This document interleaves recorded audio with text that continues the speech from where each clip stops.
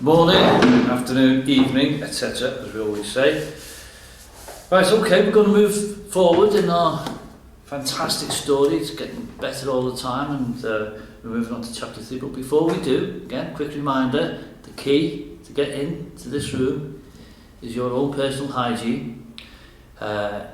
It's about, actually it's also about this. The first day, if you look at the first story, you see that there's more than one occasion I touched my face somewhere, and actually there's a lesson in that, because we don't realise how often we're doing it. Sometimes we fiddle with our ear or scratch our eyes or something, play with our nose. There's all sorts of ways, and that's a way of the bug, if you happen to have it about your person, sits on your hands for it to get inside your body. So it's a difficult thing to do, but just see if you can practice it.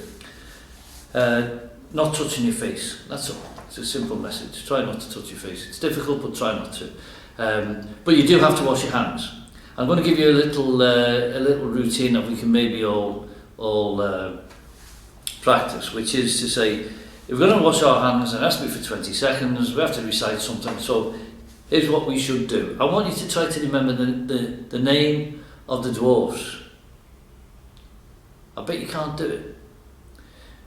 The names of the dwarfs, right? And then when you're washing your hands, if you say the names of the dwarfs as you're doing it, Dwalin, Balin, Keely, Feely, Dory, Ori, Nori, Oin, Gloin, Biffa, Boffa, Bomber, and Thorin, then maybe that's about the right time, and you'll get into the story a bit better because you'll know who all the characters are.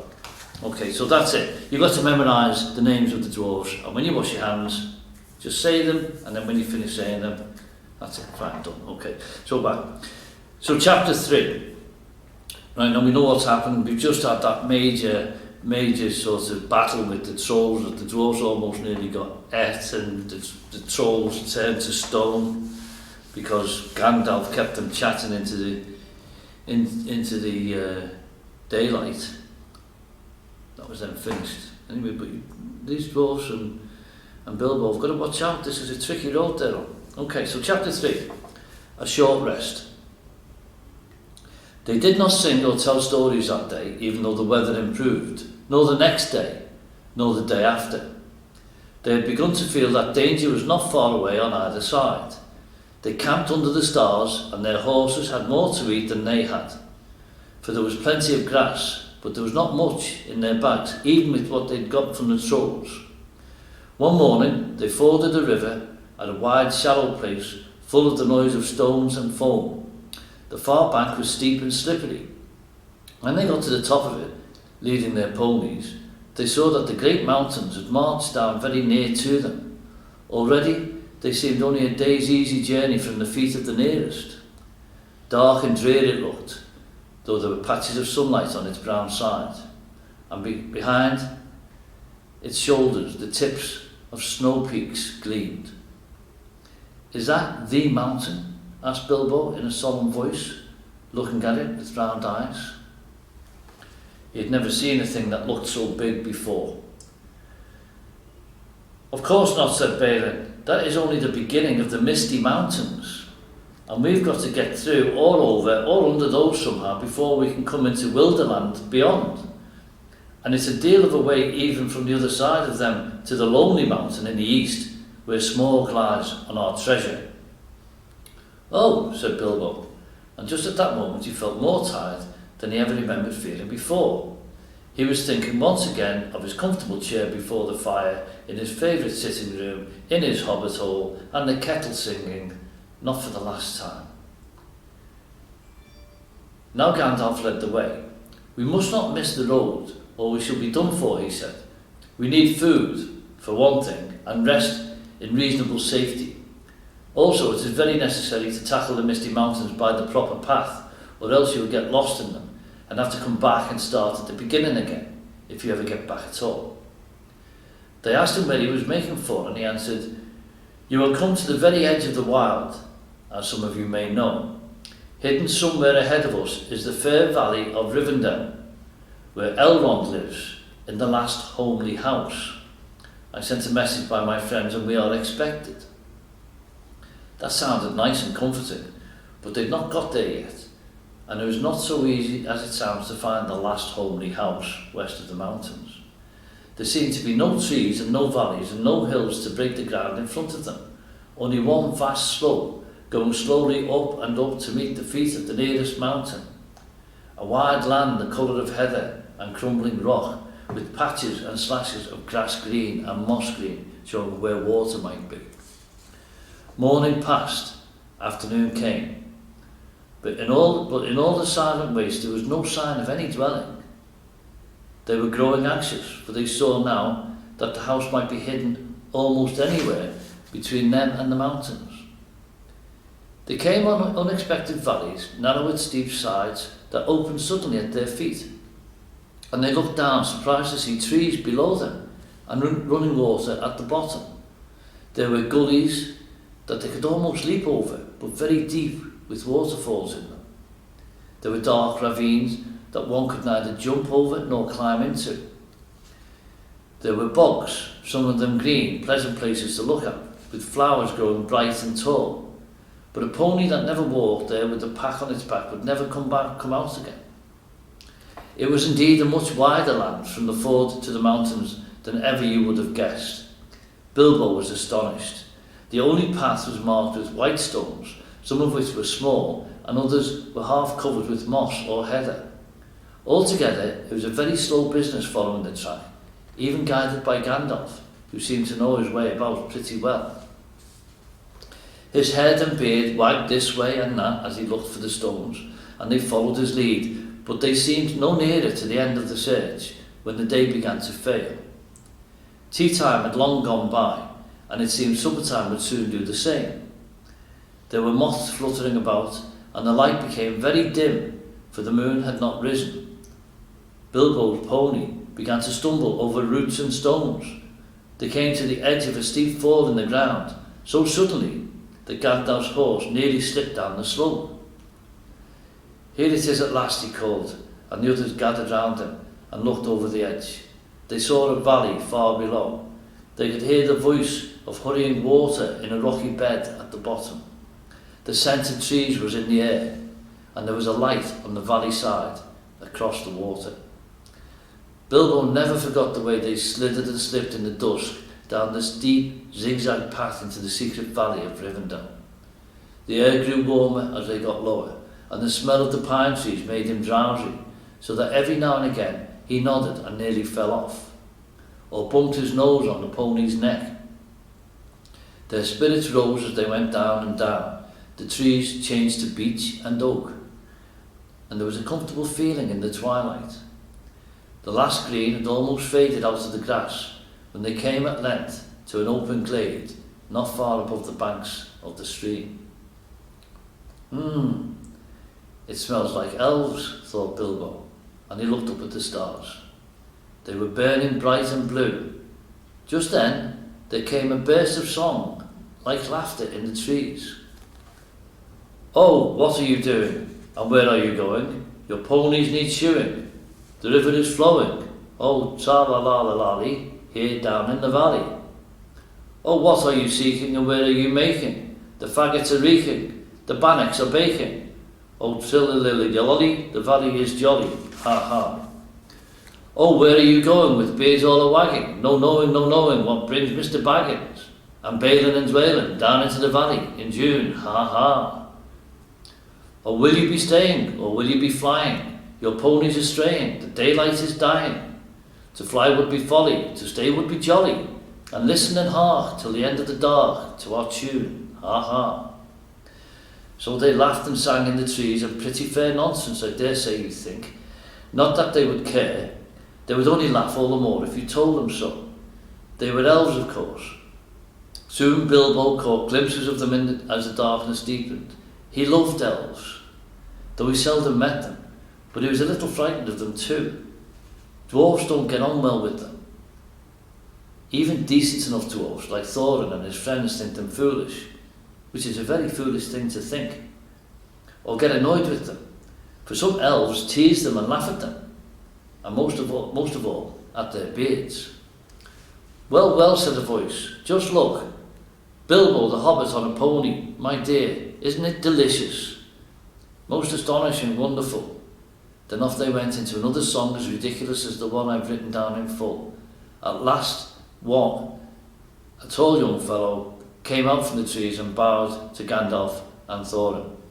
Welcome to the valley, he said. Thank you, said Thorin, a bit gruffly, but Gandalf was already off his horse and among the elves, talking merrily with them. You're a little out of your way, said the elf. That is, if you are making for the only path across the water and to the house beyond. We will set you right, but you'd best get on foot until you are over the bridge. Are you going to stay a bit and sing with us, or will you go straight on? Supper is preparing over there, he said. I can smell the wood fires for the cooking. Tired as he was, Bilbo would have liked to stay a while. Elvish singing is not a thing to miss. In June, under the stars, none of you care for such things. Also, he would have liked to have a few private words with these people that seemed to know his names and all about him, although he had never seen them before. He thought their opinion of his adventure might be interesting. Elves know a lot, and are wondrous folk for news, and know what is going on among the peoples of the land, as quick as water flows, or quicker. But the dwarves were all for supper as soon as possible just then, and would not stay. On they all went, leading their ponies, till they were brought to a good path, and so at last to the very brink of the river. It was flowing fast and noisily, as mountain streams do of a summer evening, when sun had been all day on the snow far above.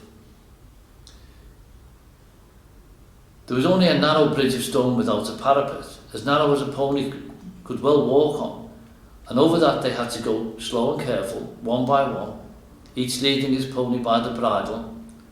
The elves had brought bright lanterns to the shore, and they sang a merry song as the party went across. Don't dip your beard in the foam, father, they cried to Thorin, who was bent almost to his hands and knees. It's long enough without watering it. Mind Bilbo don't eat all the cakes, they called. He's too fat to get through keyholes yet. Hush, hush, good people, and good night, said Gandalf, who came last. Valleys have ears, and some elves have over merry tongues. Good night. And so at last they all came to the last homely house, and found its doors flung wide. Now it is a strange thing, but things that are good to have and days that are good to spend are soon told about, and not much to listen to, while things that are uncomfortable, palpitating, and even gruesome may make a good tale, and take a deal of telling anyway. They stayed long in that good house, 14 days at least, and they found it hard to leave. Bilbo would gladly have stopped there for ever and ever, even supposing a wish would have taken him right back to his hobbit hole without trouble. Yet there is little to tell about their stay. The master of the house was an elf friend, one of those people whose fathers came into the strange stories before the beginning of history, the wars of the evil goblins and the elves and the first men in the north. In those days of our tale, there were still some people who had both elves and heroes of the north for ancestors, and Elrond, the master of the house, was their chief. He was a noble and as fair in face as an elf lord, as strong as a warrior, as wise as a wizard, as venerable as a king of dwarves, as kind as summer.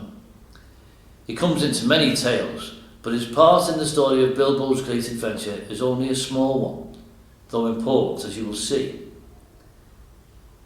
if we ever get to the end of it. His house was perfect, whether you liked food, or sleep, or work, or storytelling, or singing, or just sitting and thinking best, or a pleasant mix of them all. Evil things did not come into that valley. I wish I had time to tell you even a few of the tales, or one or two of the songs that they heard in the house. All of them, the ponies as well, grew refreshed and strong in a few days there. Their clothes were mended as well as their bruises, their tempers and their hopes. Their bags were filled with food and provisions light to carry but strong to bring them over the mountain passes. Their plans were improved with the best advice. So the time came to Midsummer Eve, and they were to go on again with the early sun on midsummer morning. Elrond knew all about runes of every kind. That day he looked at the swords they had brought from the troll's lair, and he said, "These are not troll-make. They are old swords, very old swords of the high elves of the west, my kin. They were made in Gondolin for the goblin wars. They must have come from a dragon's hoard or a goblin plunder, for dragons and goblins destroyed that city many ages ago." This, Thorin, the rune's name Orcrist, the goblin cleaver in the ancient tongue of Gondolin. It was a famous blade. This Gandalf was Glamdring, foe hammer that the king of Gondolin once wore. Keep them well. Whence did the trolls get them, I wonder, said Thorin, looking at his sword with new interest. I could not say, said Elrond, but one may guess that your trolls had plundered other plunderers, or come on the remnants of old robberies in some hold in the mountains. I've heard that there are still forgotten treasures of old to be found in the deserted caverns of the mines of Moria since the dwarf and goblin war. Thorin pondered these words.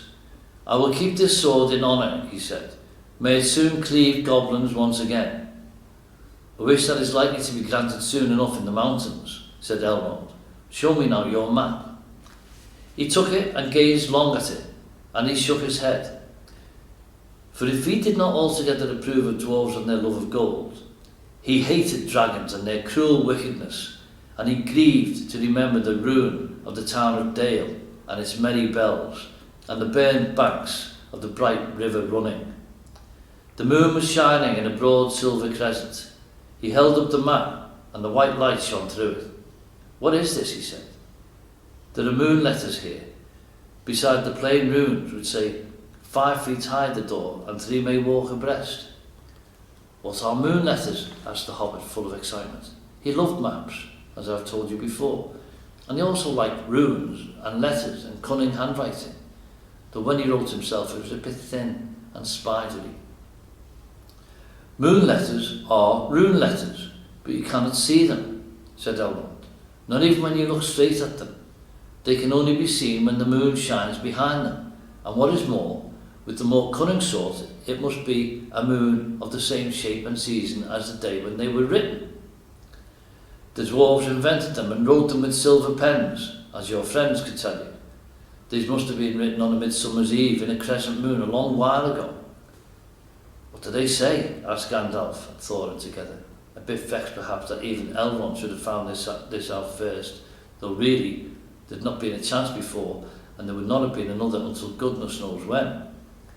Stand by the grey stone when the thrush knocks, said Red Elrond, and the setting sun with the last light of Durin's day will shine upon the keyhole. Durin, said Thorin. He was the father of the fathers of the eldest race of dwarves, the Longbeards, and my first answer, I am his heir. Then what is Durin's day? Asked Elrond. The first day of the dwarves' new year, said Thorin.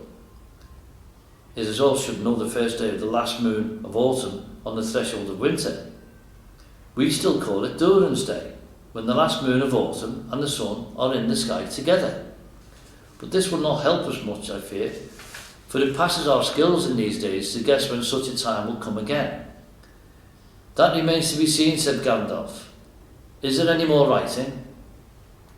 None to be seen by this moon, said Elrond, and he gave the map back to Thorin. And they went down to the water to see the elves dance and sing upon the midsummer's eve. The next morning was a midsummer's morning as fair and fresh as could be dreamed. Blue sky and never a cloud, and the sun dancing on the water. Now they rowed away, amid songs of farewell and good speed, with their hearts ready for more adventure, and with a knowledge of the road they must follow over the misty mountains to the land beyond. End of chapter.